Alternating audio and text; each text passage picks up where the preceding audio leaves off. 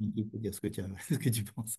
Alors, on va parler de la paracha de Vaïchi. Vaïchi, c'est la dernière paracha du livre de Bereshit, et elle est très courte. On connaît surtout la paracha de Vaïchi par les brachot que Yaakov fait à ses enfants. Parce que, comme à chaque fois qu'une paracha s'appelle la vie, on ne parle que de la mort. Il y avait Chaye et Sarah, et c'était justement l'enterrement de Sarah, et à la fin de la paracha, l'enterrement d'Abraham aussi, n'est-ce pas? Donc, il faut se méfier quand le titre, c'est Il a vécu, ça veut dire qu'il a fini de vivre. Alors, ou alors, ça veut dire que quand quelqu'un meurt, sa vie commence à prendre de la valeur. Hein. J'ai entendu une blague aujourd'hui. Il dit, si tu veux vraiment dire du bien de quelqu'un, eh ben, tu n'as qu'à faire son espède. C'est la meilleure manière de découvrir le bien que tu C'est penses. pas le cours d'Elou Nishmat, Leilo Nishmat Suzanne. Suzanne, Mais comment elle s'appelle ça, man? Leilo Nishmat Suzanne. Suzanne Cohen. Cohen, ça, je sais. Eshet Amanoir, Oh, Shalom Cohen, Suzanne Cohen. qui est décédé aujourd'hui. Alors, comment elle commence cette paracha? On commence par nous dire que Yaakov a vécu 17 ans Non. en Égypte. C'est-à-dire il est arrivé en Égypte quand il avait 130 ans, Yaakov, et il est décédé à l'âge de 147 ans. Donc il a vécu 17 ans en Égypte. Ces 17 années, il les décrit comme ses plus belles années. Et que tous les 130 ans qu'il a vécu avant, c'était des années de grande souffrance. C'est vrai, il a pas mal, depuis que sa mère l'a fait sortir de sous la couette pour aller prendre la bénédiction chez son père, il n'a pas arrêté de courir et d'avoir des embêtements.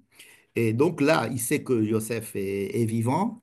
Il vient en Égypte, il est dans les meilleures conditions puisque c'est Yosef qui pourvoit tous les besoins d'Israël dans la terre de Goshen. Goshen, c'est un petit peu situé à l'est du delta du Nil. D'accord? Donc, c'est pas tout à fait l'Égypte, c'est entre l'Égypte et le Sinaï.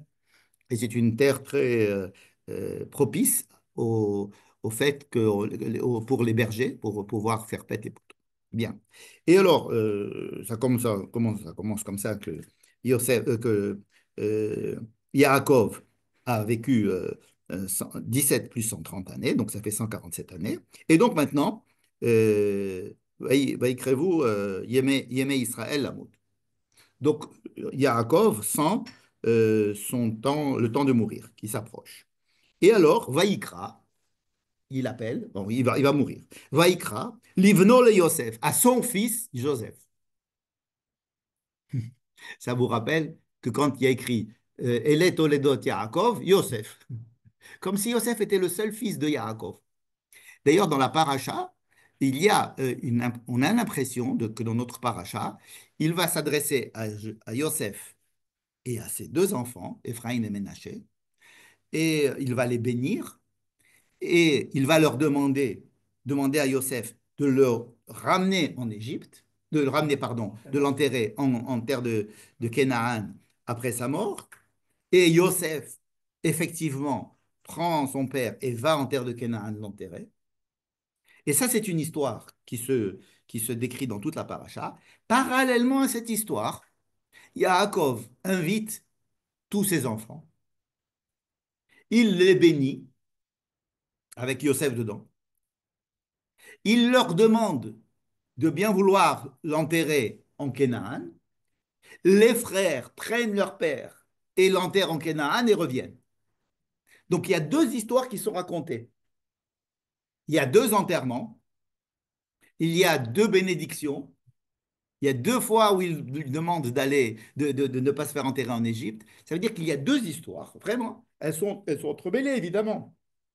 Mais une histoire fait comme si Jacob n'avait que Joseph, son fils.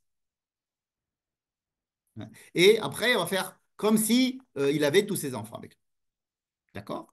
Et cela explique certains versets qui sont redoublés. Parce que ils partent, ils repartent, ils repartent. Alors, une fois c'est avec Yosef, une fois c'est avec les enfants. Évidemment, il a dû se passer un seul enterrement. On ne va pas faire deux enterrements avec deux corps. Mais l'histoire les raconte comme deux histoires parallèles. Comme s'il y avait quelqu'un pour qui il était évident que le fils de Yaakov, c'est Yosef, et quelqu'un d'autre qui, pour lui, c'était évident que les enfants de Yaakov, c'est tous les enfants de Yaakov. Il n'est pas question de parler de Yosef de façon indépendante. Alors, Rachi, les Mefarchim, ils disent, oui, mais il a un rapport particulier à Yosef parce que Yosef, c'était le roi d'Égypte, enfin le prince Il d'Égypte. aime plus que Et les autres, donc, c'est pas lui qui l'aime plus que les alors, autres. pour ne pas dire qu'il l'aime plus que les Mais autres, c'était marqué noir sur blanc, je crois.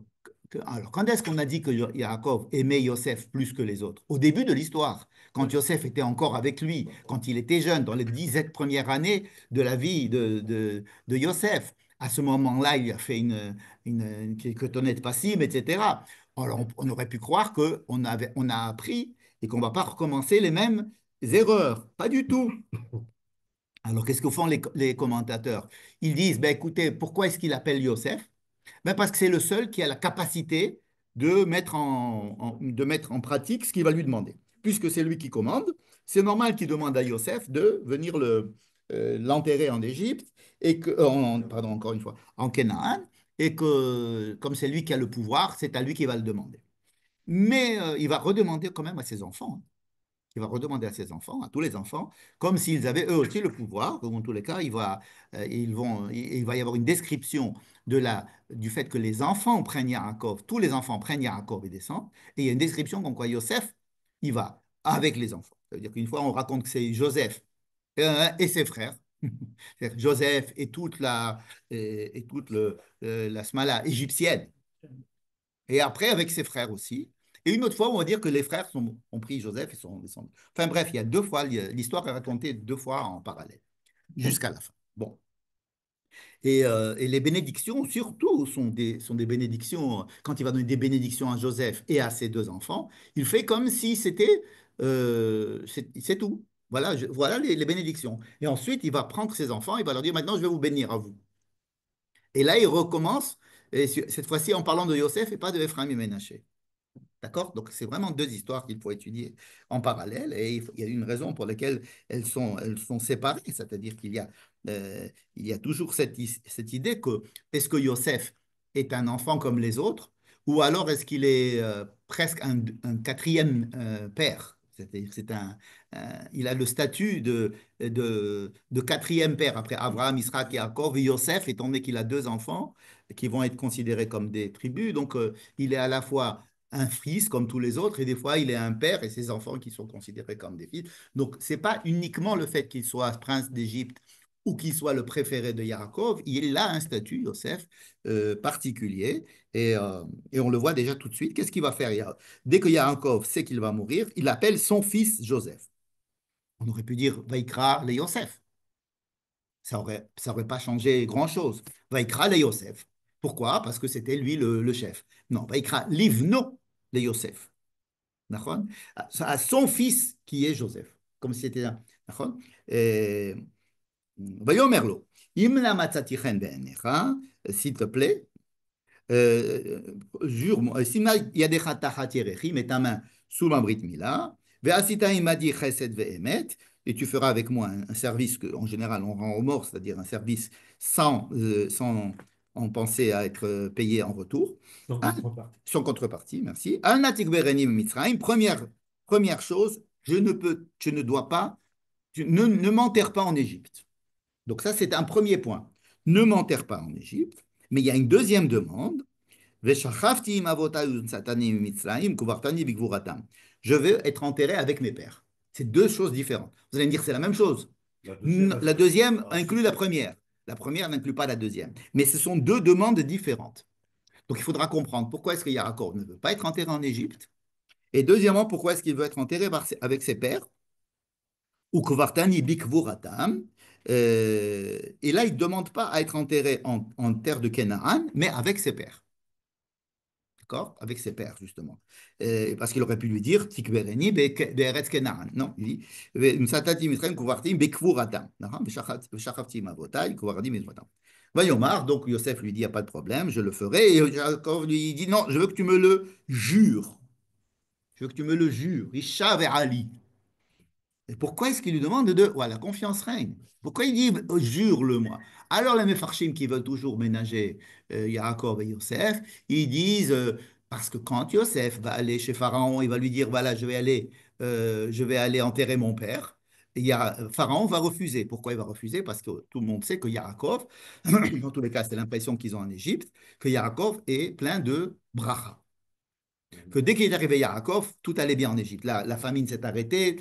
Donc, au bout de 2 ans de famine, tout s'est arrêté. Donc, on sentait bien que la présence de Yaakov faisait un bien fou à Attends, au l'Égypte. bout de 2 ans, tout s'est arrêté parce que Yosef a nourri le peuple. Non, c'est-à-dire qu'il y a deux phénomènes. Un, c'est que dans la nature, c'est de la famine. Ça veut dire qu'il n'y a pas de récolte.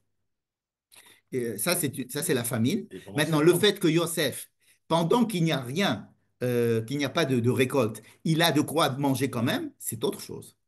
Tandis qu'on dit que lorsque Yaakov est arrivé, la famine naturelle s'est arrêtée. C'est-à-dire qu'il y a eu des récoltes. Donc il n'y a pas eu les 7 ans de famine. Il n'y a pas eu des 7 ans de famine. Enfin, il y a des ans de sécheresse. Non, mais il n'y avait pas de sécheresse. Il n'y avait que 2 années de sécheresse. Il était prévu qu'il en ait 7. Oui. Mais depuis que Yaakov est arrivé, ça s'est arrêté. Donc c'est assez impressionnant. Et c'est pour ça que Yaakov rencontre Pharaon. Pharaon C'est oui, pas écrit, ça, c'est le Midrash qui dit ça. le Midrash, absolument. Mais c'est appuyé sur des versets qui le sous-entendent. Mais pourtant, dans la paracha, Yosef, il dit, il y a encore 5 années de famine, restez encore, etc. Il va avoir cet argument pour les garder en Égypte longtemps, mais le Midrash dit que dès qu'il est arrivé, il y a eu la bracha. En tous les cas, ce qu'on peut... à la fin de Parashat Vaïgash, on en voit encore les Égyptiens qui viennent encore dire on n'a plus rien. Et Oui, mais on ne sait pas. Alors ils leur On donnent sait leur pas. terre. L'année suivante, ils se vendent eux-mêmes. Non, c'est vrai. Oui. Donc, il doit y avoir ici la vérité entre les deux, comme d'habitude. Ça veut dire qu'il doit y avoir une certaine bracha qui a été apportée à l'Égypte par Yaakov et quand même un reste d'état naturel. Alors, le Midrash, il dit il n'y a plus de sèche, il n'y a plus de famine. Mais de notre côté, est-ce que Yosef a profité des 2 premières années pour faire tout son business ou alors il a continué avec la troisième? Enfin bref, il s'est passé quelques années.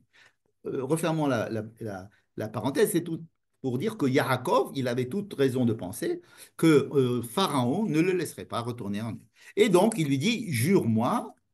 Et effectivement, quand Yosef va aller chez Pharaon, il dit, Avi Ishbi'an, il est mort, mon père m'a fait jurer, et donc je ne peux pas enfreindre son serment. Et donc, ce serait donc une possibilité de comprendre pourquoi est-ce que Yaakov demande à Yosef de jurer sur cette chose-là.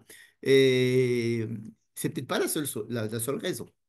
Ce n'est pas dit. Il n'a pas dit Ishab Ali et Kedesh Tagid les Paro ou Machou Kazé, ou bien non. Il aurait pu mentir même à Pharaon en lui disant j'ai promis à mon père. Enfin bref, il y a une question qui se pose ici au niveau euh, du serment qui est fait comme si Joseph avait des raisons de ne pas, de ne pas le faire. Quelle raison Joseph aurait pu ne pas le faire? Alors, une des raisons aurait été que, d'abord, il voulait le garder avec lui, parce que pour protéger le peuple d'Israël en galoute, il est bon d'avoir un bon appui, même mort, mais quelqu'un de solide qui soit en Israël, en Égypte avec le peuple, donc qui puisse aider la survie d'Israël en Égypte. Et lui, il n'a pas demandé à se faire enterrer en Égypte, C'est à se vrai. faire enterrer en Canaan. Absolument. Et il va falloir. Il y a 3 enterrements dans la paracha. Il y a un enterrement prévu de Yaakov, qui doit être enterré à Canaan. Il y a l'enterrement de celui qu'on va voir maintenant, de Rachel, parce qu'il va lui raconter qu'il a enterré sa femme en chemin, Rachel. Oui, la mère donc de Yosef, en chemin. Et Yosef, qui va être enterré en Égypte et qui ne demande pas du tout d'être enterré en Israël, il va demander à ce que quand ils sortent d'Égypte, ils prennent avec lui. Donc il y a 3 enterrements, 3 endroits, et c'est ça qu'on va étudier cette chose-là. Pourquoi est-ce qu'il y a ces 3 endroits d'enterrement et pourquoi est-ce qu'elles sont différentes? En quoi est-ce que cela est important que Yaakov soit enterré dans la mer à Marpella, à Hebron. En quoi c'est important que Rachel ait été enterrée en chemin et pourquoi Yosef demande à rester avec le peuple d'Israël jusqu'à la fin de l'exil et ce n'est qu'à la fin de l'exil qu'il pourra être pris avec les autres. Et lorsque Moshe va les faire sortir, il va prendre des ossements de Joseph avec lui parce que Joseph était le garant de la pérennité du peuple d'Israël en Égypte. D'accord? Donc, il n'est pas question d'enlever Yosef. Si, donc, il y a ces trois sujets qu'il va falloir qu'on essaye d'éclaircir. D'accord? Je continue à lire. Vaïhi, achare devarim ale, vayomer li Yosef, ine avicha chole. Donc, quand est-ce que Yaakov a demandé à Yosef de l'enterrer en Canaan? On ne sait pas. Il a vu que bientôt il allait mourir. Mais maintenant, on passe au chapitre 28, 48. Et alors là, on dit à Joseph, ça y est, maintenant, il est malade. Alors, il est malade, c'est comme chez les Tunisiens, ça veut dire il va mourir. Non, chez les Tunisiens, ils disent il est fatigué. Il est fatigué. Il est fatigué, ça veut dire il va mourir. Ils disent, Les Français. voilà. Hein, non, non, les Tunisiens, ils disent quand quelqu'un il est fatigué, ça veut dire qu'il est sur le point de mourir. Voilà. Mais les Marocains aussi. Non, non. Pas les Non, les Je Marocains. connais Ils sont- des Marocains. parce Je que, connais pas mal des pas Marocains. fais gaffe, peut-être que ce sont des Tunisiens qui sont déguisés en Marocains. Mais, Bref, mais je pensais que c'était une façon de Ainara ou un truc comme ça, mais j'ai déjà entendu des gens qui ont dit ma belle-mère qui était déjà décédée était fatiguée. elle est décédée parce qu'elle était fatiguée. Ouais. Non, les Marocains, ils sont fatigués de nature. Ils vivent fatigués. Alors, il y a ça pas de. Bien. Alors, on a dit à Yosef, ton père est malade. Et on dit, le Midrash dit que c'était le premier homme à être malade. Parce qu'avant, on mourait en éternuant. Et que Yaakov a demandé à ce qu'il y ait une préparation avant la mort pour préparer l'entourage et pour préparer le mort aussi. Et étant donné qu'effectivement, on voit bien que là, à partir du moment où il sait qu'il va mourir, il commence à faire des choses que l'on fait avant la mort. À savoir faire un testament, c'est-à-dire demander où est-ce qu'on va se préparer son enterrement, et aussi bénir ses enfants. Bénir ses enfants. Et c'est une chose qu'on doit aussi étudier ce soir. Donc, on dit à Yosef, ton père est malade. Vaïkach et Shne banav ve'imo, il a pris ses deux enfants, Ménaché et Ephraïm. Hein. Il prend ses deux enfants, Ménaché et Ephraïm. Alors, Ménaché et Ephraïm, ce sont deux enfants. On sait qu'ils sont nés pendant qu'il y avait les années d'abondance. Hein. Et le texte nous dit que Ménaché a été appelé Ménaché parce que Yosef a dit Kinachan Elohim Mikol Amali ou Mivet Avi ou un truc comme ça. Ça veut dire que Dieu m'a fait oublier euh, tout ce que, tout ce que j'ai travaillé, ce que j'ai souffert, il y en a qui disent, et toute ma famille. Comme si Ménaché, c'était le nom qu'il donnait en disant, bon, je suis arrivé en exil. euh, bon, grâce à Dieu, j'ai oublié que je suis en exil. Ménaché, c'est oublié. Oui. En arabe, ça veut dire oublier. Ouais, même en hébreu. Et Nashani, ça veut dire qu'il m'a fait oublier. Et donc, si vous voulez, Ménaché, c'est celui qui. Son nom est plutôt sur un verbe négatif. Ça veut dire que bon, j'ai oublié, j'ai quitté mon pays, j'ai quitté ma maison, on m'a vendu, je suis tout seul ici. Eh ben, ok, maintenant Dieu m'a donné la possibilité d'ouvrir une nouvelle page en me faisant oublier tous les malheurs que j'ai eus jusqu'à présent. Le deuxième fils, il va l'appeler Ephraim, parce que Hifrani Elohim, que Dieu il m'a développé, il remercie Dieu d'avoir développé en Égypte. Il m'a développé, il est devenu effectivement prince, etc. Donc, son premier enfant, il l'appelle celui euh, qui s'occupe de Sourmera, ça veut dire d'enlever les problèmes, et Ephraim d'apporter de l'abondance. Hein, c'est à peu près ça. Alors, il y a des manières d'expliquer Ménaché de différentes manières. Première manière, c'est de dire euh, il m'a fait oublier tout ce que j'ai étudié dans la Torah. Amali, c'est Amal Batorah, et tout et tout l'amour qu'avait mon père pour moi. Hein. C'est un petit peu différent de ce que j'ai dit tout à l'heure. Ou alors, Nashani, c'est Mikol Amali, il m'a enlevé toutes les souffrances. Dans tous les cas, Ménaché représente, si vous voulez, celui qui efface du malheur, ou efface de la souffrance, ou efface, ou en effaçant, il a apporté de la souffrance, puisqu'il m'a fait oublier tout ce que j'avais acquis auprès de mon père, dans la maison de mon père. Mais Ephraïm, c'est l'abondance. Ifrani, hein, Piria, Verivia, Ifrani, les Hafrot.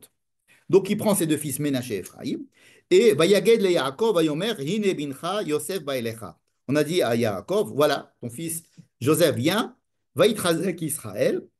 Israël, des fois on l'appelle Yaakov, des fois Israël. Israël se met un petit peu plus, se redresse dans son lit, et il arrive à s'asseoir sur son lit. Voilà. Vayomer Yaakov el Yosef, El Shaddai nira el Abeus be'ez Canaan. Et alors Yaakov commence à raconter à Yosef, tu sais, j'étais à Luz, en Eretz Canaan, et Dieu m'a béni. De quelle bénédiction il s'agit? Et ça, c'est très important.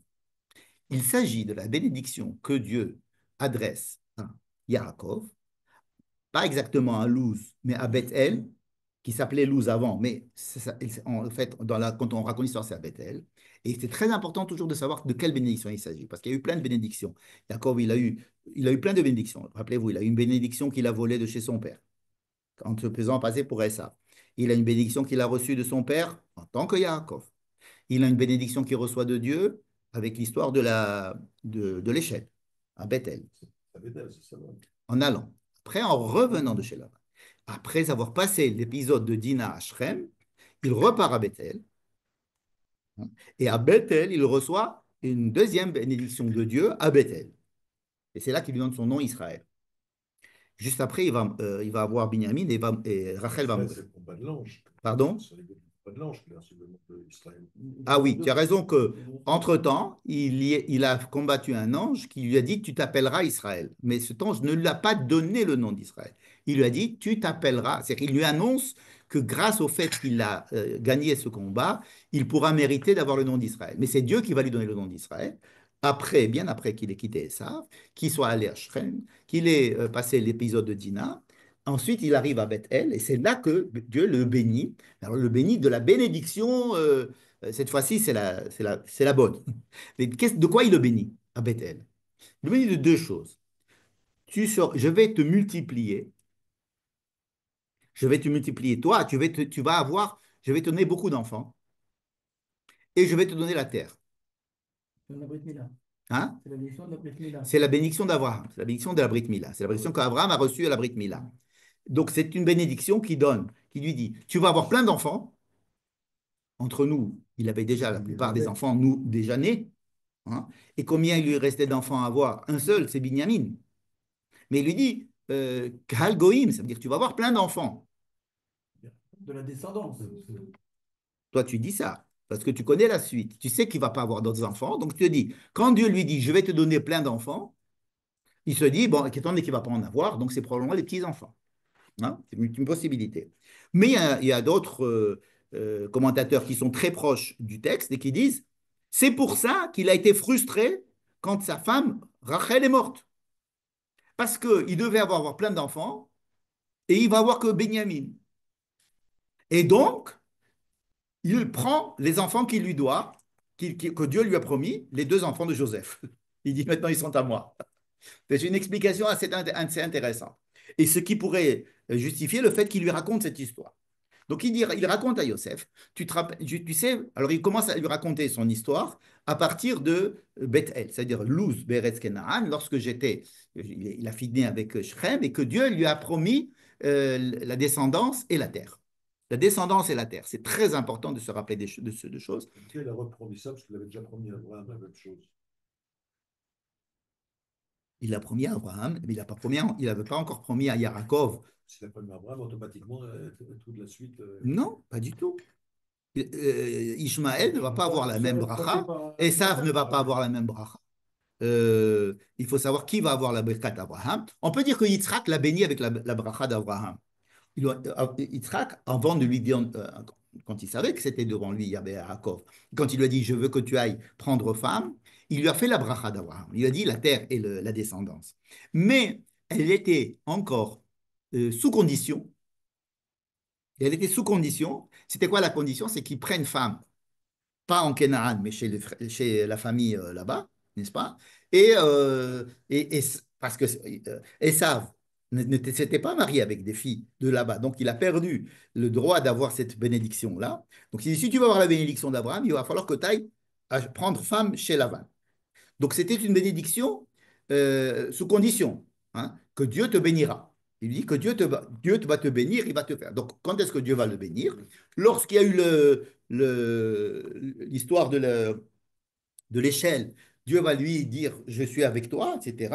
Et Yaakov va lui dire, ne quitte pas, je reviens, et je te Bouge fais pas, ici. j'arrive. Bouge pas, j'arrive, ça va lui prendre 20 ans, plus que 20 ans.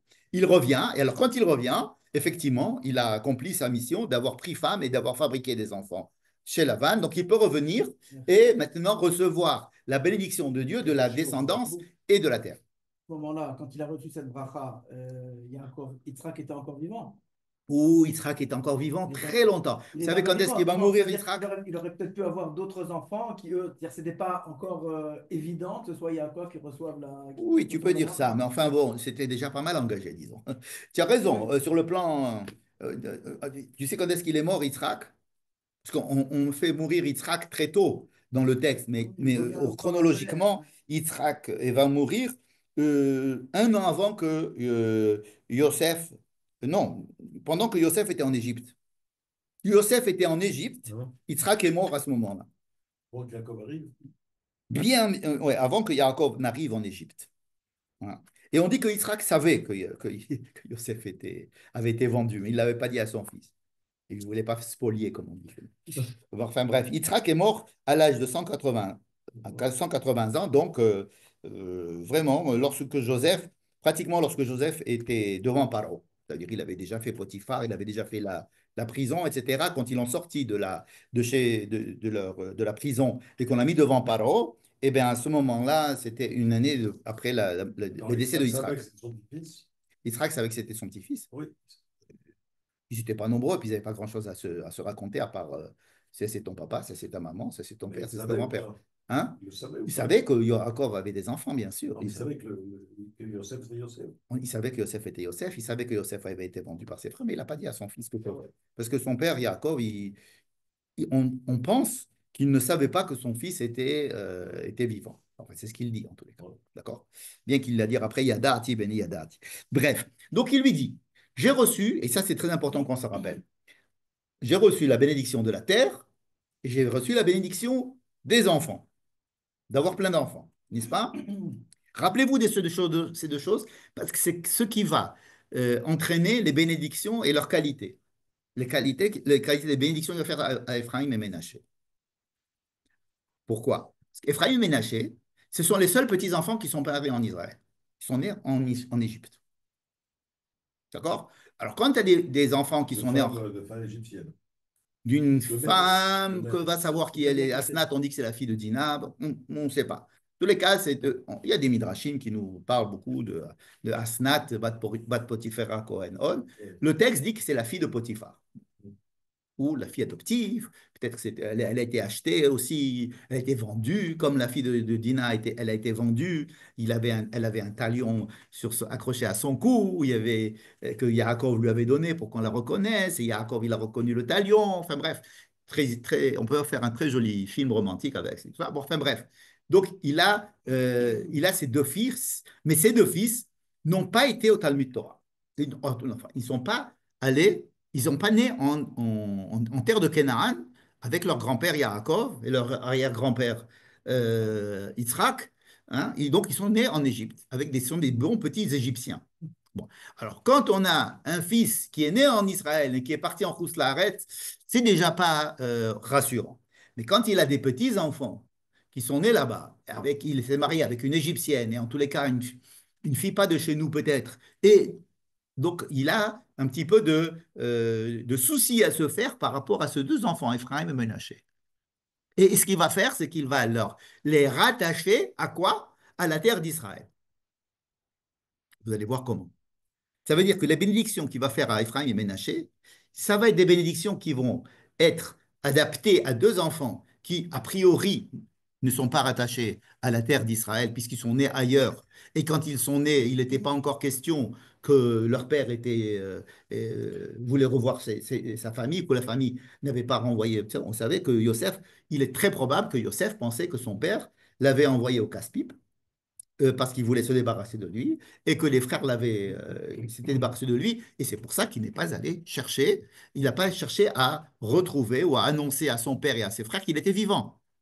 Parce que en aucun cas, Yosef n'avait d'informations comme quoi son père était triste du fait euh, qu'il avait disparu. Hein. On en a parlé la semaine dernière. D'accord. Pour Yosef, mon père il m'a dit d'aller voir mes frères. Je suis allé, ils m'ont vendu, ils voulaient me tuer. Et après, personne ne cherche plus Yosef. Donc il se dit, bon, ils m'ont abandonné. Donc quand il va élever ses enfants, il ne va pas les élever naturellement. Dans l'esprit, on continue la famille de Yaakov. On est exclu de la famille. Donc maintenant, Yaakov, non seulement il va prendre ses deux enfants, il va se les attacher, il va se les rattacher sur le plan du Zera, sur le plan de la famille, c'est-à-dire que ce sont mes enfants, mais en plus, il doit les rattacher à la terre d'Israël. Ce qui va faire que ça va tellement bien marcher que Ephraïm et Ménaché vont tout de suite, pendant qu'ils étaient en Égypte, Ephraïm et Ménaché, les deux fils de Yosef, vont aller s'installer en Israël. Avant l'esclavage, avant la sortie d'Égypte. Comment on sait ça? Par les textes. Par les textes. Comment tu sais que d'abord, Ephraïm, il y a dans le Tehillim et dans des Vrayamim, il y a des psukim qui nous disent que Ephraïm est allé à Gath et que récupérer son troupeau et que là-bas il s'est fait massacrer par des Amalécites du coin et qu'ils ont fait un massacre parce que les enfants d'Ephraïm, ils ont massacré Ephraïm. Donc, mais Ephraïm a fait une colonie en Israël, en Eretz Kenahan, alors que le peuple d'Israël se trouvait en Égypte. Ménaché encore plus. Parce que quand ils vont arriver en Israël, le peuple d'Israël, il va conquérir la rive est du Jourdain, n'est-ce pas? Deux tribus vont demander à habiter là-bas, Réhouven et Gad, vous savez. Mais Moïse va donner à Ménaché les terres du Golan. Mais comment s'appellent ces terres du Golan? Ce sont des terres qui ont été conquises par Ménaché, par son fils Machir, par son fils, le fils de Gilad, et tous ces endroits vont s'appeler Gilad, Chavot Yair, et toute cette région portait déjà le nom des enfants et des petits-enfants de Ménaché. Donc, cela montre qu'ils étaient déjà implantés là-bas. Quand Israël est arrivé, ils ont retrouvé là-bas des colonies juives, c'est-à-dire des enfants de Joseph, qui avaient déjà conquis des parcelles de terrain sur la rive est du Jourdain vers le Golan, au-dessus du Yabok. Passé par là. C'est peut-être est-ce qu'ils sont passés par peut-être qu'ils sont passés pour ça. En tous les cas, le chemin qu'ils vont prendre. Ils se sont en Israël après que Ouais. Israël soit sorti d'Égypte, Mhm. dans le désert. Non, Israël se sont joints à eux quand ils sont arrivés sur place. Ça veut dire que du temps de Joseph. Ils sont tournés dans le désert aussi. Non. Non, eux non. Eux, Ils sont ils étaient du temps de Joseph, ces enfants de Joseph, donc ils avaient le pouvoir. C'était les fils du prince. les Bnot Jofra, Oui. elles sont de, Elles sont la sorties tribu d'Égypte. de la tribu de Ménaché. Nahon. Alors, elles sont sorties théoriquement d'Égypte. Elles sont parties avec leur père, avec les Juifs. Mais elles viennent aussi de ces familles-là, j'allais dire, de la Aliyah Rishona, c'est-à-dire des gens, des Juifs qui étaient venus avant la sortie d'Égypte et qui s'étaient installés dans ces territoires-là de la terre de Canaan, Éphraïm d'un côté, Ménaché de l'autre. Donc, il se trouve que c'est Éphraïm et Ménaché qui étaient censés être complètement euh, assimilés et anti-sionistes, enfin qui étaient nés sans aucune tradition sioniste de vouloir redevenir en Israël, il se trouve que c'était eux les plus attachés à la terre. Donc la bénédiction de Yaakov, qui va maintenant essayer d'inculquer à ses deux enfants, un, le fait qu'ils sont ses enfants à lui, ça veut dire les rattacher vraiment à la famille, et deux, leur donner la terre et leur donner l'amour de la terre, ce sont deux choses qui sont reliées à la bénédiction qu'il a reçue, Bethel. Et c'est pour ça qu'il commence comme ça. El Shaddai nira Elai be'luz be'eretz Kenaan, vayivarech oti. Donc j'ai reçu la bénédiction à Bethel. Vayomer Elai. Et qu'est-ce qu'il m'a dit? Voilà ce qu'il m'a dit. Hineni mafrecha vehirbiticha. Je vais faire que tu auras beaucoup d'enfants. Untaticha likhal hamim. Venatati et haaretz azot lezaracha acharecha achuzat olam. C'est-à-dire, il répète à Joseph, Dieu m'a promis la descendance et la terre. Ve'ata. Et donc, maintenant, Shene banecha noladim lecha. Tes deux enfants que tu as eu avant que j'arrive. Parce que après que je sois arrivé, ça va, on a fait notre ghetto à Goshen, ils sont au Kheder. Mais là, étant donné qu'eux, ils sont nés un petit peu, des pauvres, tout seuls, perdus en Égypte, Raboué et les Misrama, Lihem, ils sont à moi, Ephraim et Ménaché. Ah, pourquoi ils commencent par Ephraim? C'est Ménaché et Ephraim. Oui, mais Ephraim et Ménaché, ils seront comme Réhouven et Shimon. D'ailleurs, si on fait Ephraim plus Ménaché, en Gematria, c'est égal à Réhouven plus Shimon. Iouli. Ils seront à moi. Ils seront à moi, ça veut dire que je les prends à moi. Donc là, on nous rappelle, d'une part, que Yaakov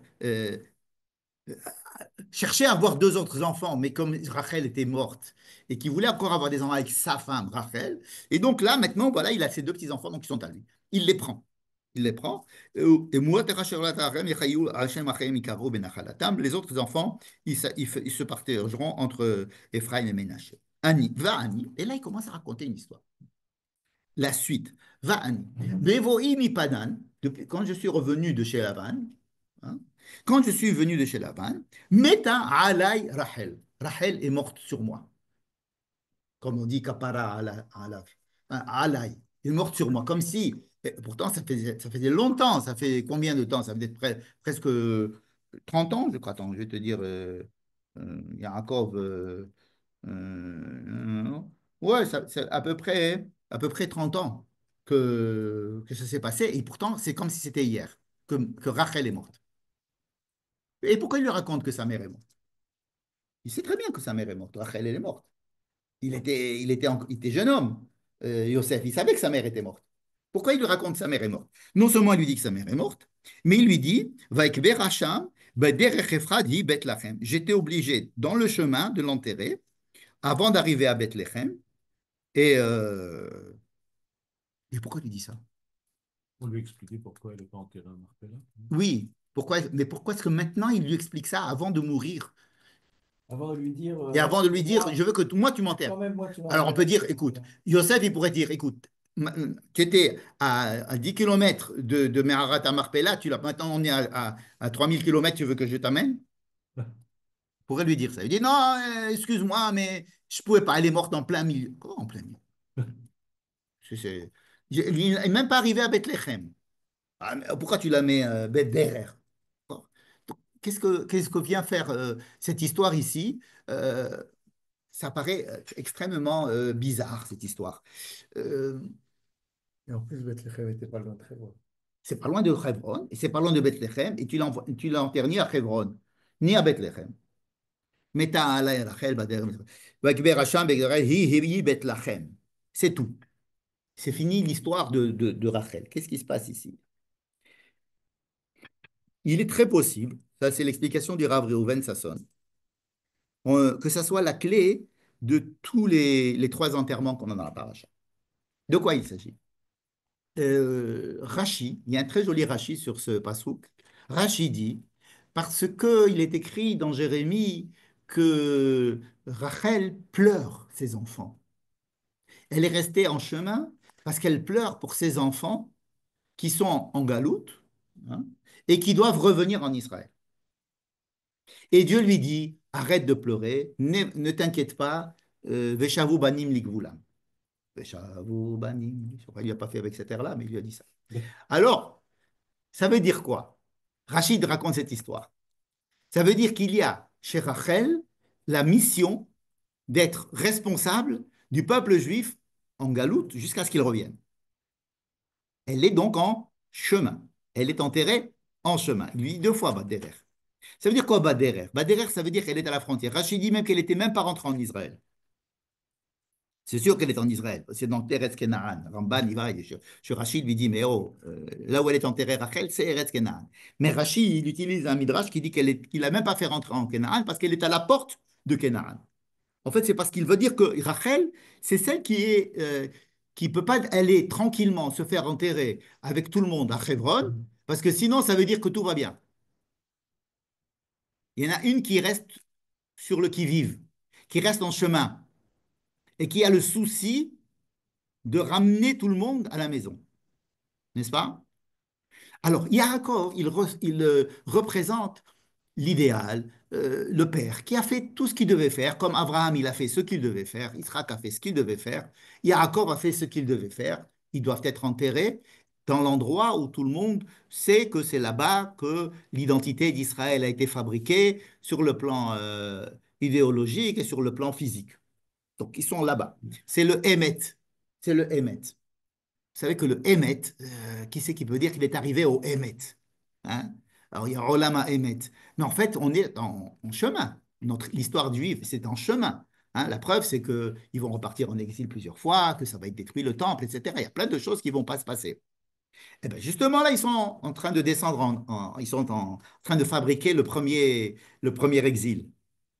Alors, nous avons un Yosef, fils de Rachel, qui est tout aussi soucieux du peuple d'Israël et de son devenir, et il est prêt à se salir les mains, descendre dans le cambouis, en Égypte, rester là-bas, s'occuper des affaires matérielles, et rester avec le peuple d'Israël jusqu'à ce qu'il finisse sa maturation en Égypte pour sortir de là-bas. Yosef, ce qu'il a de différent avec Yaakov, et ils se ressemblent beaucoup, Yosef et Yaakov. Hein, il y a un midrash, un fameux midrash qui raconte toutes les similitudes qu'il y a entre Yaakov et Yosef. D'abord, on dit qu'ils se ressemblaient tout à fait. Ensuite, on dit celui-là, sa mère était stérile, celui-là, sa mère était stérile. Bon, ça, c'est pas, vous allez me dire que c'est tout le monde comme ça. Tout le monde est d'une femme stérile dans cette histoire. Celui-là, son frère veut le tuer, celui-là, ses frères ont voulu le tuer. Celui-là, il a été obligé de s'exiler, celui-là a été obligé de s'exiler. Enfin, bref, à chaque fois, il y a une liste entière de choses qui sont arrivées à Jacob et à Yosef. Celui-là, il a été embaumé, momifié. Celui-là, il a été momifié. Les deux, ils ont été momifiés dans la Torah. Mais un truc, celui-là, il a été enterré en Israël, et celui-là, il n'a pas été enterré. Ça, le Midrash, il ne le dit pas, mais il nous invite à nous dire, regardez, ils sont tous pareils, sauf un truc. C'est que Yaakov, il est au niveau, ce qu'on appelle dans la Séphirot, la Tiferet, ça veut dire le Hémet. C'est quelque chose qui est à inscrire au fronton de Merat Marpella. Ici est enterré Abraham, Isaac et Jacob. Ça y est, c'est fini. C'est ça le panthéon, si j'ose dire, du judaïsme. C'est en Israël, ils sont là. Ils ont fini leur boulot. Par contre, les enfants, et Joseph, c'est celui qui va avoir le souci de garder l'unité entre ses enfants, de les aider quand ils sont en exil, et le souci de les ramener une fois que l'exil a fini. Donc lui, il est enterré en Khoussaretz. Non, je veux dire, avant la sortie d'Égypte. C'est que tant que vous êtes pas, tant qu'on est en Khoussaretz, je suis en Khoussaretz. Yaakov, il est enterré à l'intérieur. Et Rachel est enterrée au milieu. D'accord? Elle est enterrée derrière. C'est pour ça que Rachid dit entre les deux. Il n'est pas encore rentré en Israël. Il est à la porte de Canaan, n'est-ce pas? Bon. Cela veut dire quoi? Ça veut dire qu'il y a ici l'endroit où ils sont enterrés est extrêmement important pour signifier leur fonction dans le monde. Hein? Je comprends pas ce que ça veut dire. Enfin, je comprends ce que tu as dit, mais je comprends pas qu'est-ce que c'est le rôle de Rachel. Enfin, en quoi le fait qu'elle soit enterrée entre les deux, ça aide à quoi que ce soit. Alors, Rachel mevaka al baneha, mais ana alehi nachem, al baneha qui est nenu. Bon. Rachel, et par rapport à Léa, c'est celle qui s'occupe des problèmes matériels. Léa est celle qui s'occupe des problèmes spirituels. Ça, on l'avait déjà dit, n'est-ce pas? Rachel, c'est elle qui va sortir le troupeau. Alors, Jacob, il ne rencontre pas Léa, il rencontre Rachel avec son troupeau qui est parti. C'est Rachel qui elle agit, elle va demander les doudaïm au fils de. Léa, elle est Rakot, elle pleure, elle est là, on la met dans le lit de Jacob, elle rentre. On lui demande de faire des enfants, elle fait des enfants. Elle, Léa, c'est la spirituelle qui est pour le juif en Chus Laaretz. Rachel, elle représente la confrontation avec la vie réelle en Israël. Israël, c'est considéré comme étant l'endroit où le peuple d'Israël va rentrer appliquer son message à travers le monde matériel, travaillant, en faisant la guerre, en étant en Israël. Bon, ça, c'est Rachel. Maintenant, le problème de Rachel, c'est que tant que le peuple d'Israël n'est pas en Israël, elle ne peut pas réaliser, elle n'est pas tranquille. Elle ne peut pas réaliser. Léa, elle a fait ce qu'on lui a demandé de faire, elle a fait les gosses. On dit fait les gosses, elle a fait les gosses. D'accord? Donc, elle a fait elle a fait ce qu'il faut. C'est plutôt la Torah. La Torah, ça va, ne t'en fais pas, il y a des yeshivot partout. Rachel, elle dit non, il faut être en Israël. Il faut que le peuple soit réuni en Israël. C'est ça son souci. Et tant qu'elle sait qu'il va y avoir des juifs qui vont être en exil, elle n'est pas tranquille. Plus que ça, Dieu sait qu'il va y avoir des exils. Donc il fait qu'elle meure en chemin et qu'elle soit enterrée en chemin. Et c'est le message qui va être apporté à Yaakov. Ça veut dire que le souci de Rachel, c'est que tout le monde rentre en Israël. Or, c'est une chose qui ne va pas se réaliser pendant très longtemps. Ouais, maintenant, Alors là, on est rentré. Donc, maintenant, voilà. mais le souci de Rachel, elle pleure, elle pleure parce que ses enfants ne sont pas rentrés en Israël. D'accord? Joseph, il va mettre en pratique ce souci, mais il va le mettre en pratique pas en pleurant, en descendant, en faisant descendre le peuple d'Israël en galoute dans les meilleures conditions. Il devait de toute façon descendre. Hein. Si ce n'était pas avec Joseph, il serait descendu dans des très mauvaises conditions. Hein, le Midrash dit qu'il serait descendu en tant qu'esclave avec des chaînes aux pieds. Tandis que grâce à Yosef, ils sont rentrés dans les meilleures conditions possibles. Hein, combien de temps ça a duré je ne sais pas moi, peut-être 93 ans depuis qu'ils sont arrivés en Égypte jusqu'au moment où Lévi est mort. Et donc le shi'arbout, c'est-à-dire l'esclavage, n'a pas pu commencer avant que le dernier des enfants de Jacob ne meure. Ce qui fait que sur les 210 ans, ils ont passé pratiquement 100 ans sans Sherwood. Donc, le maximum 100 ans, il y en a même qui calculent 80 ans d'esclavage en Égypte réel. Donc, tout ça, ça a été acquis grâce à Joseph. Alors, Yosef, il est non seulement, il réalise le rêve de sa mère, à savoir euh, continuer à œuvrer pour que le peuple d'Israël reste uni et puisse revenir en Israël, qu'il va décider de lui descendre en Égypte, se salir les mains, ça veut dire rentrer dans un pays qui n'était pas, il n'était pas protégé ni rien du tout. Il est entièrement voué à la volonté de Pharaon et des Égyptiens. D'ailleurs, il va être mis en prison, etc. Et c'est un self-made man. Et ensuite, il va dire, je reste avec vous jusqu'à la fin. C'est le capitaine du bateau qui dit, moi, je serai le dernier à sortir du bateau. D'accord? Et c'est lui qui va leur donner le code de la sortie d'Égypte en disant, pas code, if code Elohim etrem. Et tant que vous ne serez pas rentré, moi, je ne sors pas d'ici. D'accord? Donc, Joseph, il est enterré en Égypte en attendant de sortir d'Égypte, de la même manière que sa mère est à la porte en train de prier pour que ses enfants reviennent. D'accord? Non, c'est que quand Yosef meurt, il n'est pas encore du tout question que le sort des Israël soit difficile en Égypte, Eh oui. justement. Il sera encore Mais différent. après que Yosef meurt, il va y avoir encore 22 ans où ses frères continuent à vivre. Il va mourir assez jeune, hein, 110 ans. Euh, Lévi va mourir beaucoup plus tard. Lévi, c'est le dernier à mourir de tous les frères. C'est comme ça que ceux qui calculent donne les calculs en disant que Lévi, c'est le dernier à mourir. Et qu'on sait que tant que les enfants de Yaakov étaient vivants, il n'y avait pas d'esclavage. C'est ce qui est écrit dans le livre de Shemot, n'est-ce pas?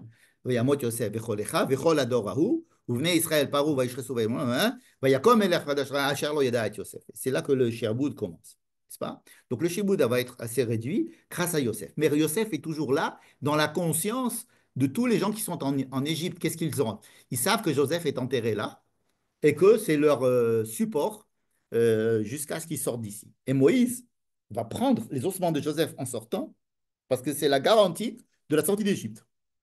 Moi, je savais, Moïse, que Yosef a demandé qu'on prenne Ça, c'est la tradition qui se transmettait de père en fils. Ils savaient tous que Joseph. Écoute, encore une fois, qu'est-ce que les gens pouvaient se dire dans les foyers? Ils n'avaient pas ils pouvaient pas se raconter des. Ils n'avaient pas de télé, ils n'avaient pas et puis ils n'avaient pas de Gemara, ni rien du tout. La seule chose qu'ils savaient, c'était on est les enfants d'Abraham, Isaac et Jacob. C'est tout. Et puis que Joseph était le roi d'Égypte et que grâce à lui, on est dans ces conditions. Et puis il est enterré ici. On attend qu'on s'en aille pour qu'il vienne avec nous. Donc, d'accord, j'ai répondu. Je ne sais pas si j'ai répondu à ta question. Je sais pas. Non?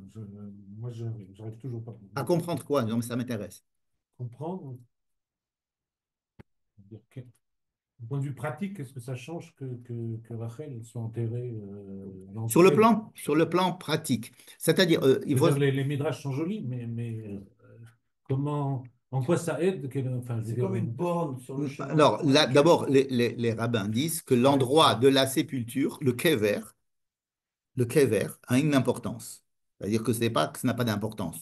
Bon, il est enterré, ça y est, on passe à autre chose. Non, l'endroit où il est enterré, c'est le lien qui est entre la neshama, Eliona, la neshama qui a quitté le corps et qui est partie, c'est par là qu'elle est en communication avec le monde d'ici-bas. Donc oui, il y a une certaine logique à aller prier sur la tombe des sadikim ou des proches, etc. Bon. L'endroit où elle était enterrée, c'est-à-dire l'endroit où elle a fini son existence, et cela veut dire que si tu es enterré là où, au point d'arrivée, ça veut dire à la Meharat Marpella, ça veut dire que tu as fini ton boulot. Donc tout ce qui va représenter la vie et la fonction de Rachel, on va pouvoir le comprendre en fonction de là où elle va être enterrée. Si tu es enterré à la Meharat Marpella, ça veut dire que ton boulot est fini. Or, le boulot de Rachel, c'est d'attendre que tout le peuple d'Israël habite en Israël une fois pour toutes.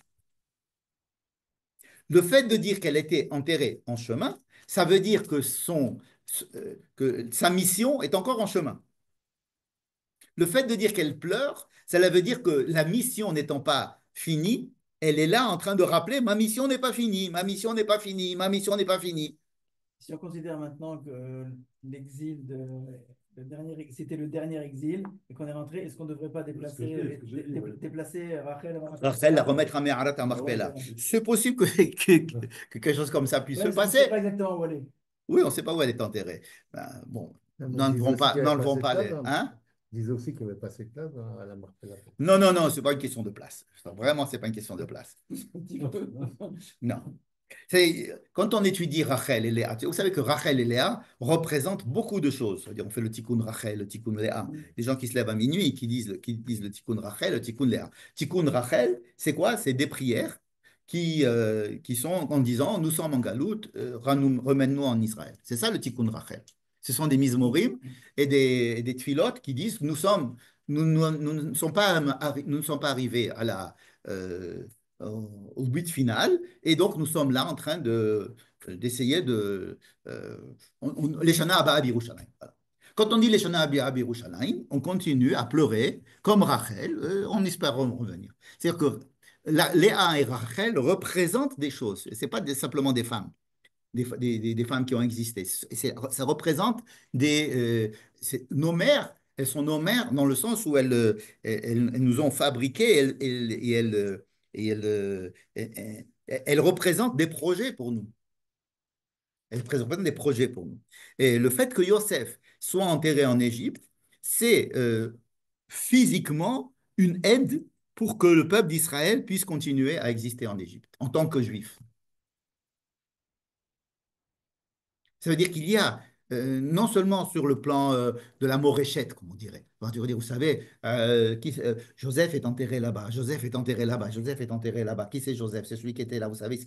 C'est-à-dire que non seulement sur le plan pratique, c'est possible que ça soit quelque chose qui soutienne une tradition et qui maintienne une mémoire nationale, mais sur le plan de ce que représentait Joseph, à savoir l'unité du peuple et le fait et la promesse de retourner en Israël, ça, c'est important que Joseph reste avec eux. Et lui, oui, il est parti, il est enterré en Israël. Bon, alors ça y est, il a fini. Hein. Qu'est-ce que fait qu'est-ce que représente la présence du capitaine du bateau en dernier sur le bateau quand il y a eu un naufrage? Euh, c'est pas sûr que ce soit lui qui va. C'est-à-dire que c'est une prise de responsabilité en disant je ne peux pas sortir tant que tout le monde n'est pas sorti. Je représente la responsabilité vis-à-vis de tout le monde. Donc Joseph représente, et c'est pour ça qu'après, quand on va parler du sionisme, on va parler de Joseph, vous savez, et Joseph, non, ben Joseph, Yosef, c'est le gématria Tzion. Donc c'est Tzion, c'est le sionisme. Je vais raconter une petite histoire que j'ai entendue aujourd'hui. Je ne sais pas si elle est vraie ou elle n'est pas vraie. On raconte que, comment il s'appelle? Alexandre Nordo. Comment il s'appelait? Nordo, comment il s'appelait? Max Nordo, pardon. Avant, il s'appelait plein Max. Avant, il avait un nom juif.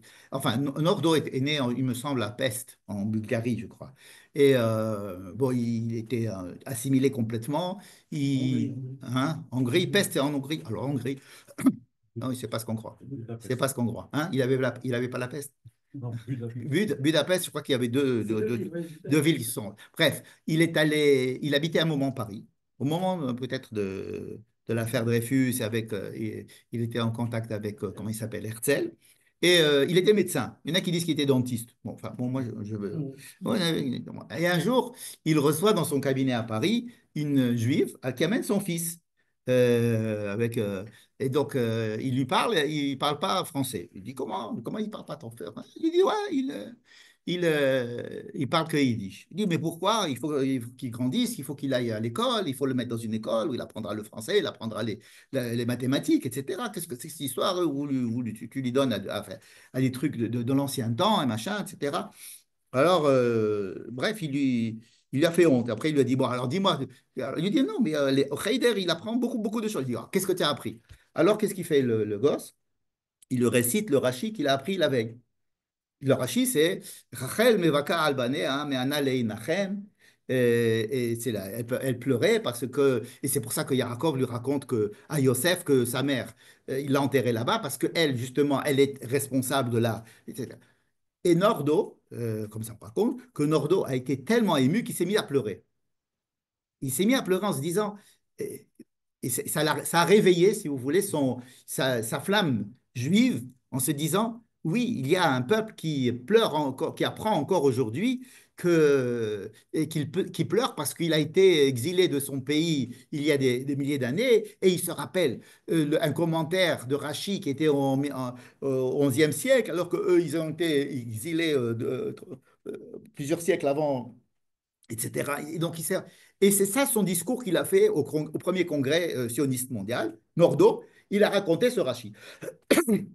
Il a raconté ce Rachi-là de ce qu'on est en train de voir et que ce discours a fait enflammer toute la salle. C'est-à-dire que hein, tout le monde s'est enthousiasmé de se dire, mais oui, Rachel est en train de pleurer et Joseph est garant du retour en Israël et notre peuple, etc. Donc, quand on pense à Nordo, on peut penser à ce Rachi-là qu'on est en train de voir. Comme quoi, il y a qu'est-ce que ça fait concrètement? Ça fait savoir ce que ça fait. Quelles sont les influences que ce genre de choses ont. Bien. Et alors il lui dit, moi, tu vas m'enterrer là-bas, ta mère, je l'ai enterrée ici, ça veut dire ne crois pas que je vous abandonne. Ta mère, elle est encore en chemin. C'est-à-dire que tu vas m'enterrer là-bas, parce que moi, c'est mon boulot, moi, d'être là-bas, mais ta mère, elle est là. Et donc Yosef va comprendre que lui, il doit rester là. D'accord? Et c'est pour ça qu'il ne va pas demander à rentrer, il veut rester avec eux. Et c'est pour ça que le sionisme va être, on dit que Mashiach ben Yosef, c'est justement le mouvement qui va faire ramener les Juifs de l'exil pour rentrer en Israël. C'est celui qui va s'occuper des Juifs en dehors d'Israël, c'est-à-dire ils vont de les faire d'être copains avec les autorités, etc. On parle de Joseph comme du Juif galoutique, mais il y a un élément très important chez Joseph, c'est qu'il est garant du retour en Israël. C'est-à-dire qu'il ne faut pas prendre que la partie juif pour les goïms, juif qui s'occupe des goïms, hein, comme Jacques Attali, comme disait Manitou, qui s'occupait des goïms, qui apportait tout son génie pour aider les goïms à mieux vivre. Mais Joseph, il avait en plus cette fonction capitale en tant que second. Une Viens, seconde, viens. une seconde, une En deux seconde. minutes, tu es en pyjama. C'est mieux, tu te rends dans ton Attends, lit. deux secondes ici. Tu vas écouter, Voilà. on écoute. Voilà. Je vais fermer le. Voilà. Euh, donc, Joseph, on en comprend les trois étapes de la. Et pourquoi est-ce qu'il lui raconte cette histoire? Comme c'est pas tellement pour lui dire excuse-moi de ne pas avoir enterré ta mère, machin, c'est pour lui dire moi je suis là, mais ta mère elle était là. Elle était bas derrière, et donc sache qu'il y a une fonction. Et peut-être comme ça, il lui indique que lui aussi devrait rester ici. Ah oui, oui, oui. Et ensuite, il lui dit Vayar Israël et Bene Yosef, Vayomer Yele. Alors c'est à ce moment-là qu'il lève ses yeux et dit mais qui sont ces enfants-là? N'est-ce pas? Et ils vont lui dire, mais c'est mes enfants qui s'appellent Ménaché et Ephraim, n'est-ce pas? Ce passage est très bizarre. Qu'est-ce qu'il fait ici? Ça fait 17 ans que Yaakov est en Israël, en Égypte. Il y a des midrashim qui disent même que, étant donné qu'il les a pris avec, pour lui, donc Ménaché et Ephraim ils étaient tout le temps chez leur grand-père. Et donc, qu'est-ce que ça fait ici? Qui sont ces enfants? Il lui dit, c'est Ephraim, c'est Ménaché et Ephraim. Il lui dit, ce sont les enfants que j'ai eus ici. Ah, donne-les-moi, je vais les bénir. Non. On dit, alors, c'est parce que Ve'ene Yaakov Kavedou Mizoken, peut-être parce qu'il ne voyait pas bien. Alors il dit, mais qui sont-ils? C'est pas des trucs qu'on va raconter dans la Torah. Bon, il lui a dit qui c'est. Bon, il s'est dit, ah oui, d'accord, c'est eux, d'accord. Ouais. Ok, prends une chaise. Non, on raconte que des choses importantes. Alors, j'avais déjà dit les autres années une proposition, tu dois te rappeler, que ces versets-là sont en fait, c'est très probable qu'ils aient été coupés de leur endroit naturel qui se trouve dans la paracha précédente et qu'ils ont été installés ici. De quoi il s'agit? On fait une petite relecture de la paracha précédente. Quand Yaakov il débarque et il voit Joseph, donc, ça faisait longtemps qu'il ne l'avait pas vu, et c'est très émouvant. Yaakov descend en Égypte et va voir Vayar, Vaïpol al-Tzavara, Vaïefk al-Tzavara Vod. Donc, il est là, il pleure sur son père Yaakov. Et Vayomer Israël, un moutapa, maintenant je peux mourir, maintenant je t'ai vu. C'est formidable. La rencontre entre Yaakov et Yosef est extraordinaire ici. Et puis, qu'est-ce qui se passe après? Vayomer Yosef Elecha ve'el bet avi ve'ele vagidal. Vous savez, je vais maintenant faire les papiers de carte de séjour. Je vais aller monter chez Pharaon pour lui dire que mes frères sont là, pour qu'il vous donne une terre. Attends, mais c'est tout ce qui se dit entre Yaakov et Yosef. Yaakov rencontre Yosef, il tombe l'un dans les bras de l'autre, il pleure. C'est tout. Et c'est tout. C'est là que ces phrases-là doivent être lues. C'est-à-dire, Vayomer, Vayomer Yaakov, mi ele, Vayomer mi ele, Vayomer Israël alaviv, ben banai haem, asher natan li Elohim bazeh, Vayomer kachenai lai, ba'avarechem. Amène-les-moi. Quand est-ce que cette phrase a été dite? Probablement justement dans la paracha d'avant, juste quand il les a rencontrés. Bien. Donc maintenant, il va bénir Yaakov et Ménaché et Ephraim. On va finir avec ça. D'abord, qu'est-ce que c'est qu'une bénédiction? Puisqu'on parle beaucoup de bénédiction dans notre paracha. Qu'est-ce que ça veut dire que Yaakov bénit ses enfants? Là, il va bénir Ephraim et Ménaché et il va dire tout juif va bénir ses enfants avec cette bracha de Ephraim et Ménaché. Donc, on va falloir comprendre. D'abord, qu'est-ce que c'est qu'une bracha? Une bracha, c'est d'abord le mot bracha, d'où ça vient, c'est relié à la source, relier quelque chose. Par exemple, vous avez un cours d'eau, vous avez une piscine, ça veut dire un trou, vous allez creuser un trou entre le cours d'eau et le trou, vous allez creuser un canal, hein, et donc l'eau va partir du cours d'eau et va remplir la piscine. C'est ce on a fait une havracha. Et la piscine, ça va s'appeler une brecha. Quand vous avez un arbre, vous prenez une branche et vous la replantez dans la terre, elle va redonner encore un autre arbre, ça s'appelle une havracha. C'est le même mot, c'est la bracha. Ça veut dire que je prends quelque chose de la source et le fait de rattacher à la source d'eau, enfin, ça va me faire remplir d'eau. Ma piscine va remplir d'eau parce que j'ai ouvert le robinet. Donc le robinet, ça va être me relier à la source en fait. Donc c'est ça la bracha. Qu'est-ce que c'est que bracha? C'est-à-dire dire à chacun quelle est sa qualité particulière.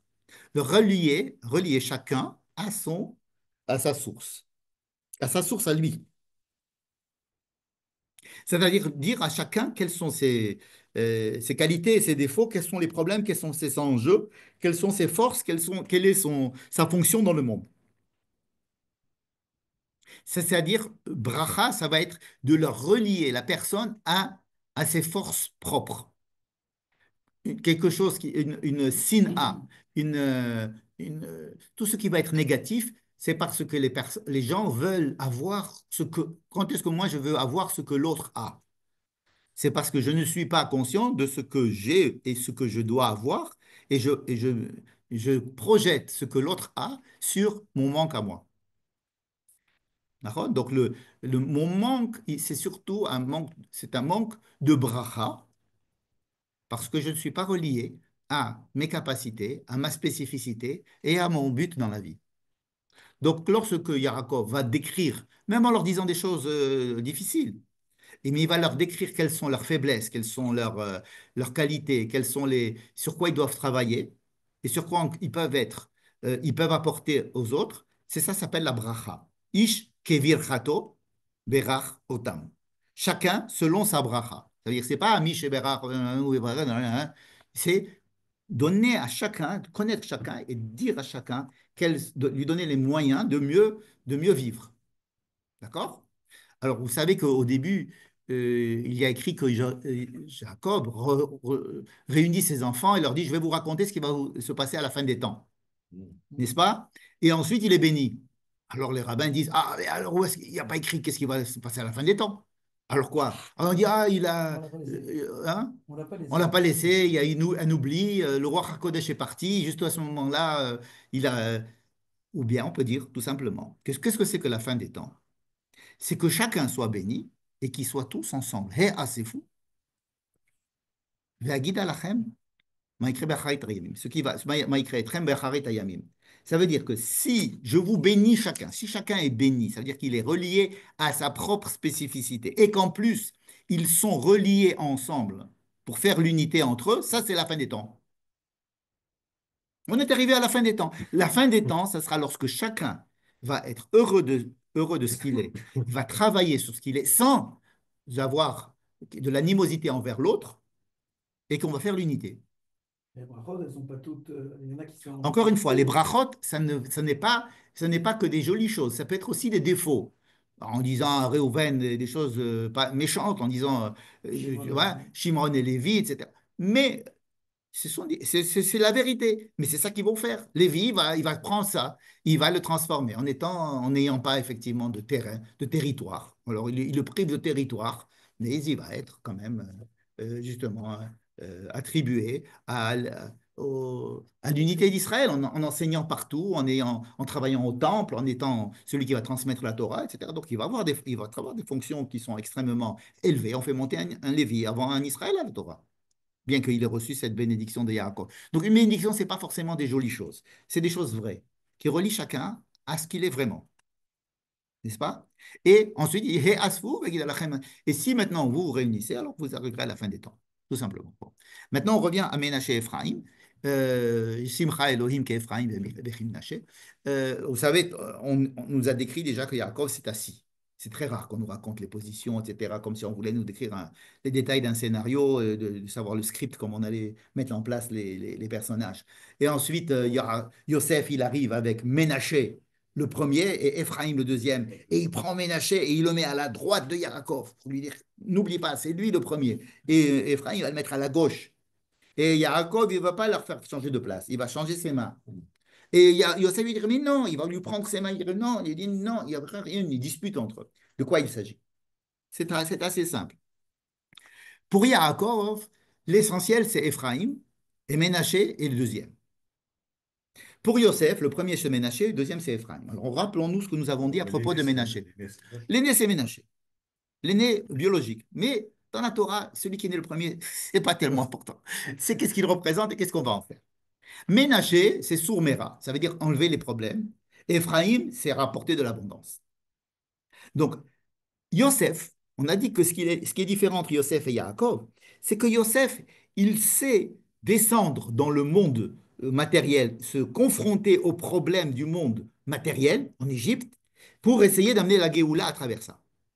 Yaakov, il va être enterré en Israël, ça veut dire que lui, c'est Asetov. Et après, quand tu seras attiré par le bien, tu auras les forces pour combattre le mal.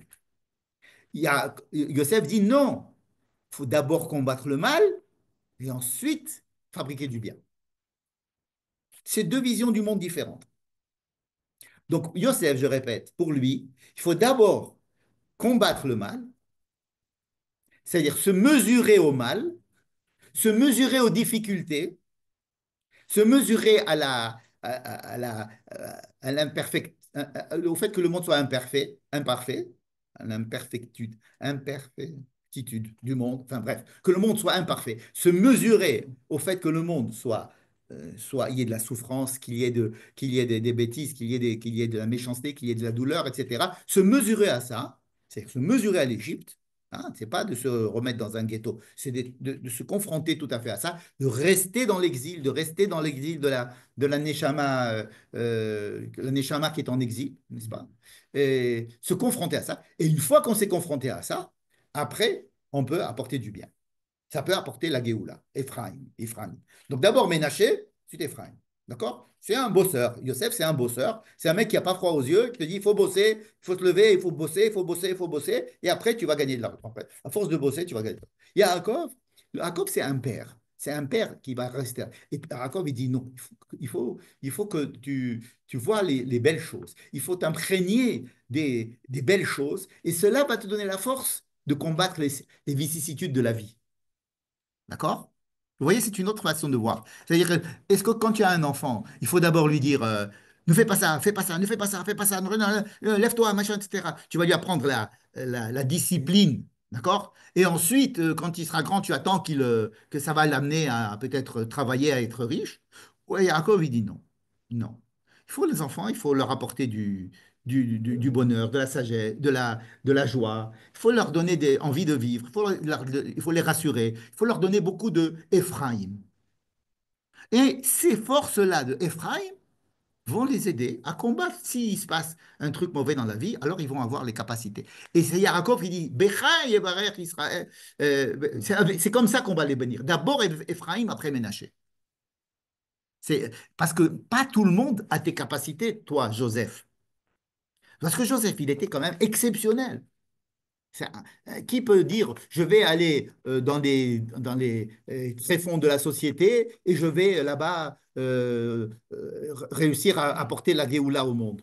Je vais aller chez les narcomanes, je vais vivre au sud de Tel Aviv et je vais apporter la Géoula au monde parce que là-bas, je vais aider les gens.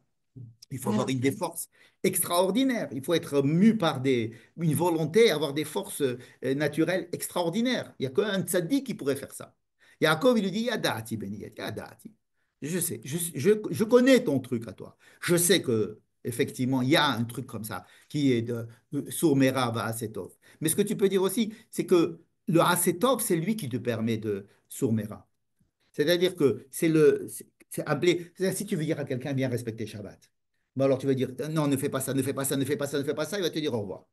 Mais tu lui dis, viens Shabbat. Viens, on va passer Shabbat hein, tranquillement, on va manger, on va chanter, etc. On va dire, ah, c'est sympathique, viens, on va revenir. Puis après, on va dire, bon, mais tu sais, maintenant pour ça, il va falloir que tu n'allumes pas ton téléphone, etc. C'est-à-dire que d'abord, il sait ce que c'est que Shabbat. Donc, il y a toute une éducation qui peut être faite la forme de Yosef et une autre sous la forme de Yaakov. Mais Yaakov, il dit, Bechai et Varech. C'est comme ça qu'il va falloir faire. D'abord Ephraim, après Ménaché. Donc, cette bénédiction qu'il fait entre Ephraim et Ménaché, c'est une bénédiction qui peut résumer tous les enfants parce que c'est ne pas faire le mal et faire le bien. Ça résume en fait tout ce qu'on fait dans la vie. Ça peut En disant que c'est mes enfants à moi, et te donner la terre d'Israël. Mais ils étaient déjà bénis avant, hein, mais. Alors, on peut dire que d'abord, quand il a dit qui sont ses enfants, amène-les-moi. Et à ce moment-là, quand il les amène, je vais les bénir. Et ensuite, avant la mort, ou alors avant la mort, il va les bénir. Alors, il y a deux possibilités. Soit il les bénit tout de suite, Éphraïm et Ménaché, quand il les rencontre, quand ils arrivent en Égypte, Avec ces bénédictions. avec ces bénédictions d'Éphraim et Ménaché, ce qui va expliquer que plus tard, quand il va réunir tous les enfants, il va les bénir tous normalement, hein, avec Yosef, Et quand et est-ce pas qu'il dit à Éphraim. Ephraim, j'étais tes enfants à moi, et je vais te donner la terre, etc. Ce qu'on a dit au début du cours. Alors ici, c'est écrit que c'est dit maintenant lorsque il va lui raconter quand j'étais avant sa mort. Avant sa mort. Avant ça. Mais ce que j'ai proposé, qui est proposé pas par moi, mais par des commentateurs illustres, surtout modernes, qui dit que Vayar Israël et Bnei Yosef, Vayomer mi ele, Vayomer Israël aviv, Banayhem, Bnei Israël akrev zaken, lo yuchal lirot, Vayigash otam, Vayishak lahem, Vayichabek lahem, Vayomer Israël Yosef, Rao panecha lo pilalti. Et ça, c'est tout à fait, c'est formidable que ce verset soit rattaché à ce qu'on a dit avant. Tu sais, Jacob dit à Joseph, tu sais, de ma vie, je ne pensais pas te revoir. Il ne va pas lui dire ça 17 ans après. Il va lui dire ça le premier jour où il le rencontre. Veiner aoti Elohim gam et zarecha. Et maintenant, Dieu m'a donné le bonheur de voir même tes enfants. D'accord? C'est évident que ces versets ont été dits dans la rencontre entre les deux. Moi, On j'espère dit qu'on... le béni deux fois, Ephraim et Menachem. Ouais.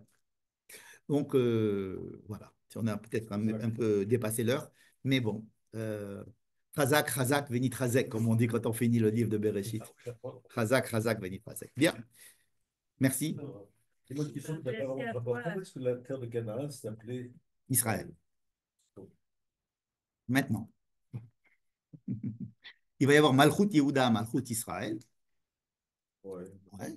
Mais Malchut Yehuda, ça va pas s'appeler Malchut Israël. Malchut Israël, c'est les 10 tribus qui ont été exilées. Ouais. Et elles ne sont C'est pas ça. très bien vues par nos... Et Israël qui s'appelle Israël, c'est maintenant. C'est vraiment maintenant. Bien. Bien fait. Bonne soirée, merci d'être venu. On va arrêter